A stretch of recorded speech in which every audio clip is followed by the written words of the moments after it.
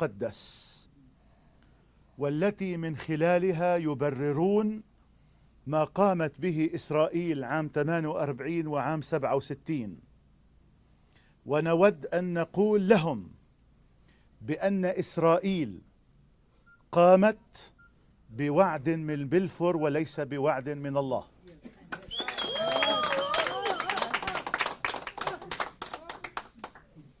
And I want to reject their ideology completely. And I want to tell you right now that those who believe that they are supporting Israel because God gave them the land, they're wrong on one occasion. And that is, Israel was given to the Jews by a promise from Lord Balfour and not by a promise from God. إن الله لا يحلل قتل الناس وتشريد الملايين من أبناء الشعب الفلسطيني وامتهان كرامة الإنسان الفلسطيني. لا يجوز أن نلصق بالله أمور لا علاقة له بها. الله هو نصير لكل إنسان مظلوم، والكتاب المقدس هو كتاب مقدس، هو كتاب إلهي لا يبرر الظلم ولا يبرر الاحتلال ولا يبرر القمع بأي شكل من الأشكال. God did not order them to come and torture us, to subjugate us, to treat us as poorly as they do, to take away our land. God did not give them any of that, of what they say that they do. آخر جملة معلش أبونا. يعني ربنا الكتاب المقدس كتاب عدالي وكتاب قيم إنسانية لا يبرر ولا يحلل أن يظلم الإنسان. The Bible is a book of love and peace and equality and brotherhood and sisterhood, and it does not justify the killing of other people. God is not a real state agent to give Palestine to the Jews.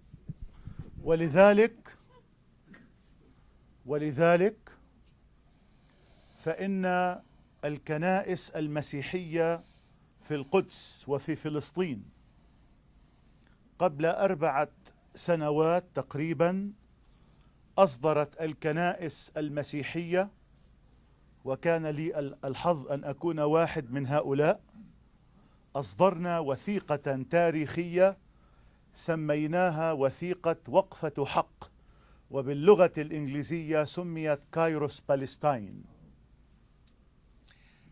All of the Christian churches of the various denominations in Palestine issued a paper, a document that is called Kairos Palestine, but in Arabic we say it's a document of justice, a document of truth. هذه الوثيقة قام بتأليفها ووضعها عدد من رجال الدين المسيحي الفلسطينيين من كل الكنائس، أي أنها تعبر عن موقف كل الكنائس المسيحية في القدس وفي فلسطين. And again, this position paper, I'll call it, was written by a group that represents all the Christian, I don't want to call them faiths, but denominations throughout Palestine. وقد كتبت هذه الوثيقة أولا باللغة العربية، وبعدئذ ترجمت إلى أكثر من 20 لغة، وهي متاحة، يمكن لكل إنسان يريد أن يقرأها بأي لغة يمكنه أن يطلع عليها وأن يدخل إلى موقع كايروس بالستاين. This document was originally written in Arabic, and subsequently it has been translated to 20 languages. So it's available for everybody to read, and it's, if you Google Kairos Palestine. كيف تكتب كلمة كايروس؟ كايروس هوينة يعني مش صعبة. C-A-I. Kairos. It's like Cairo, Kairos. كايروس بالستاين. Yes. K-A-I-R-O-S. Daryl Myers. يمكنكم أن تقرؤوها أيضا باللغة الإنجليزية، هي موجودة باللغة الإنجليزية. هلأ هذه الوثيقة لماذا سميناها كايروس؟ كايروس بالستاين. وأنا بدي أعرف كمان. من أين أتت هذه التسمية؟ Where did the word Kairos come from? I want to know too. كلمة كايروس هي كلمة يونانية تعني الوقت، حان الوقت، آن لفلسطين أن تتحرر وأن تعود لأصحابها. كايروس يعني الوقت، حان الوقت. Kairos is a Greek word, and our bishop speaks Greek fluently. But Kairos is a Greek word that means time. And in our colloquial language, I would say it means it's about time. It is about time that Palestine is liberated.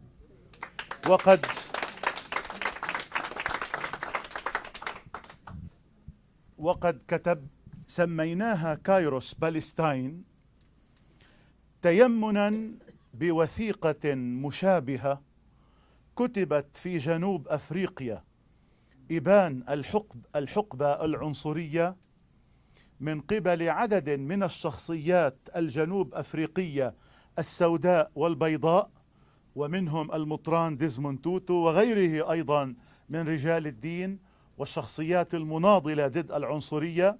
وهذه الوثيقة في جنوب أفريقيا هي التي ساهمت في انهيار نظام الأبرتهايد في جنوب أفريقيا، وهذا الذي أدى إلى أن يخرج نيلسون مانديلا من السجن وأن يكون أول رئيس لجنوب أفريقيا. حلو جدا. The Kairos document is based upon a similar document that was written in what was then apartheid South Africa. And the document then in South Africa was written by both blacks and whites, personalities involved in politics and the social life, as well as many of the religious leaders, including Desmond Tutu himself.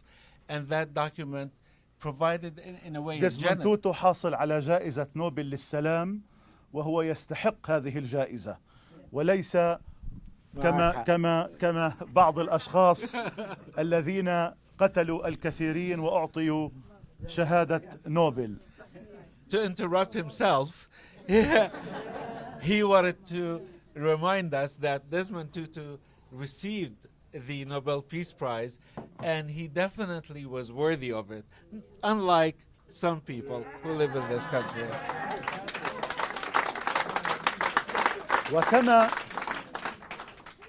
وكما ساهمت وثيقة كايروس ساوث أفريكا في انهيار نظام الأبرتهايد في جنوب أفريقيا، هكذا نحن نتمنى أن تساهم وثيقة كايروس بالستاين في انهيار نظام الفصل العنصري في فلسطين. And in the same way that the similar document provided, thank you, Habibi, provided the a genesis, a movement forward for the elimination of the apartheid regime in South Africa, we also hope that the Kairos document will provide for the elimination of the apartheid regime in Palestine. أنا أتمنى منكم جميعا أن تقرأوا هذه الوثيقة، أن تتأملوا فيها، وأن توزعوها على أصدقائكم. هذه الوثيقة وإن كانت وثيقة مسيحية فلسطينية، إلا أنها تعبر عن معاناة كل الشعب الفلسطيني بدون استثناء. I would like very much for you to read this document, the Kairos document. And even though it was a Christian Palestinian document, it is nonetheless a Palestinian document, and it represents the general consensus of the Palestinian people. أطلقنا هذه الوثيقة التي اشتغلنا عليها لمدة عام كامل. وإحنا نشتغل على هذه الوثيقة التي كتبت في يمكن أكثر من 20 صفحة، لأننا أردناها أن تكون وثيقة تاريخية متميزة. أطلقنا هذه الوثيقة بعد الانتهاء من صياغتها من مدينة بيت لحم أيام معدودات قبل عيد الميلاد المجيد، وكأننا أردنا أن نخاطب العالم بأسره من مدينة بيت لحم: انظروا إلى أرض المسيح، إلى أرض المهد والقيامة، إلى أرض المقدسات، إلى الأرض التي باركها الله. انظروا إليها وتضامنوا مع أهلها ومع شعبها المعذب والمظلوم. It is by coincidence that the timing of the paper, which was issued out of Bethlehem, it was issued out of Bethlehem just a few days before Christmas. And it's almost like it had an aura about it, as the world is looking to Bethlehem at Christmas time to say, look what the Christians, look what the Muslims in Bethlehem and in Palestine as a whole are going through. And it was a document that we wanted the whole world to be able to read, and as they look to the Holy Land at Christmas, to be able to see us, not just a church here or a church there. أردنا أن نخاطب المسيحيين المحتفلين بعيد الميلاد والذين يزينون شوارع عواصمهم ويتبادلون التهاني ويعيدون ويحتفلون ويأكلون ويشربون في عيد الميلاد. أردنا أن نقول لهم بأنه من واجبكم في العيد أن تتذكروا أطفال فلسطين المحرومين من العيد، المحرومين من الهدية، المحرومين من الأنوار، المحرومين من الزينة، المحرومين من فرحة العيد. And we wanted the people at that particular time of Christmas, while they decorate their houses and they decorate their streets and they have that great food and they exchange presents and have a lot of joy among themselves, to remember those Christian children who are living in Bethlehem and Palestine, who are deprived of all that great food, who are deprived at times of electricity to light up their ornaments, whose parents don't have jobs, cannot buy them presents.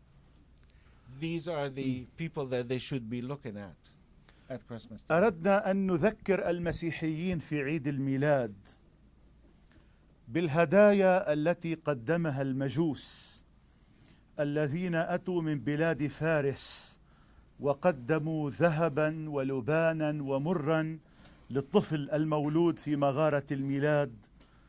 أردنا أن نقول لهؤلاء المسيحيين بأن الهدية التي يريدها المسيح منكم في الميلاد هي أن تتضامنوا وتتعاطفوا مع أطفال فلسطين ومع شعب فلسطين. هذه هي الهدية التي يريدها منكم المسيح المولود من أجل خلاصنا. And as we remember Christmas, we remember the visit by the Magi who brought gold and myrrh and incense. And after this meeting, if somebody can explain to me what myrrh is, I would appreciate it. They brought these presents to Jesus Christ, and it was a baby that was getting all of these presents. And I wanted all of these people who are celebrating with presents of their own to remember not just the baby Jesus, but the other baby Palestinians who are being born there without much help, with the whole system that is closing in on them from their birth on. نتابع الكلمة. وثيقة الكايروس الفلسطينية أصدرناها في بيت لحم، وقد كتبت نسختها الأصلية باللغة العربية، وكنا مصرين على أن تكون النسخة الأولى باللغة العربية لكي نؤكد انتماءنا كمسيحيين للمشرق العربي وللأمة العربية وللشعب العربي الفلسطيني. there was a reason that we wanted the Kairos document to be written in Arabic, because those who wrote it wanted to make sure that people understood their belonging, their being part of the Arabic nation. America's best friends in the Middle East, and many of them in the Gulf. And the way America works with these governments in the Gulf is it really doesn't need to talk to them much. They can just, by remote control, tell them what to do. أمريكا لو بالفعل راغبة في أن توقف نشاط داعش وأخواتها من المنظمات الإرهابية في سوريا وفي العراق، هي قادرة على ذلك بدون أن تلجأ إلى الحرب. يمكنها من خلال أن تقول كلمة لمن يمول ولمن يسهل ولمن يعطي كل يعني الخدمات اللوجستية وغير اللوجستية بأن يتوقف عن هذا، وتتوقف داعش والنصرة وغيرها من المنظمات الإرهابية.